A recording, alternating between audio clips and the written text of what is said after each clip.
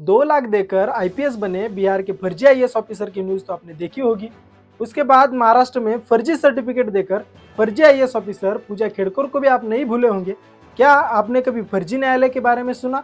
बस फर्जी न्यायाधीश बनकर नहीं माने, भाई साहब ने सीधा जिला कलेक्टर के नाम के आदेश ही निकाले। इतना ही नहीं, जब कलेक्टर साहब ने इस आदेश का पालन नहीं किया तो सीधा सिविल कोर्ट में उसके खिलाफ अपील भी करवाते हैं। ये सिलसिला करीब 5 साल तक चल रहा था। इस फर्जी ट्रिब्यूनल का आगे क्या हुआ, किसने इस फर्जी ट्रिब्यूनल को पकड़ा और कौन है महाशय जिन्होंने फर्जी ट्रिब्यूनल बनाया था, आइए जानते हैं विस्तार से। ये घटना है गुजरात के गांधीनगर की, जहां पर कुछ दोस्त मिलकर एक बड़ा फ्रॉड करने के बारे में सोचते हैं और कुछ ही दिनों में एक फर्जी ट्रिब्यूनल बनाते हैं। इस केस का मुखिया मॉरिस सैमुअल क्रिश्चियन फर्जी न्यायाधीश बनता, तो बाकी के कुछ दोस्त वकील, तो कुछ दोस्त फर्जी अफसर, और इसके बाद उनका खेल शुरू होता है। वो टारगेट करते हैं सिविल कोर्ट में पेंडिंग संपत्ति के मामलों को। जो फर्जी वकील बनते हैं उनका काम एक ही होता है, जो सिविल कोर्ट है उसके बाहर खड़े रहना और उन लोगों को ढूंढना जिनका केस पेंडिंग है। जो कोई मिलता है तो उसे सीधा वहां से लेकर अपने न्यायालय यानी फर्जी न्यायालय वो लेकर आते। वहां पर मॉरिस सैमुअल साहब बैठे हैं जो बताते थे कि मुझे कोर्ट ने आधिकारिक रूप से चुना है क्योंकि कोर्ट का जो काम का बोझ है वो कम हो सके। महाशय का ऑफिस भी किसी कोर्ट से कम नहीं था।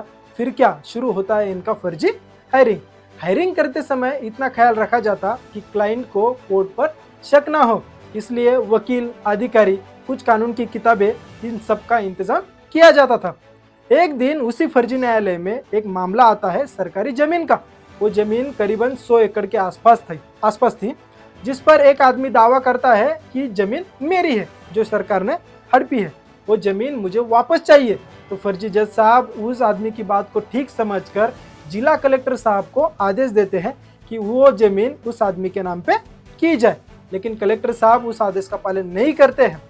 तो कुछ दिन बाद वो आदमी वापस उसी फर्जी न्यायालय पहुंचता है और उनकी जमीन मांगने लगता है। तो फर्जी जज साहब परेशान होकर अपने फर्जी वकील को बोलते हैं कि मेरा ऑर्डर यानी फर्जी ऑर्डर लेकर जाओ और जो सिविल कोर्ट है, जो असली न्यायालय है, उसमें जाकर इस ऑर्डर का इम्प्लीमेंट करने के लिए अपील करवा दो।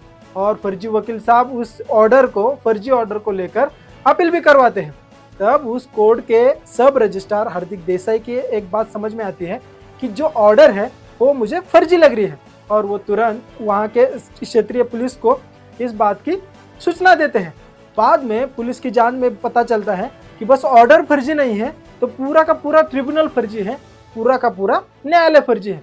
उसके बाद जो इस केस का मुखिया है उसे पुलिस गिरफ्तार करती है और आगे की कार्रवाई चालू होती है।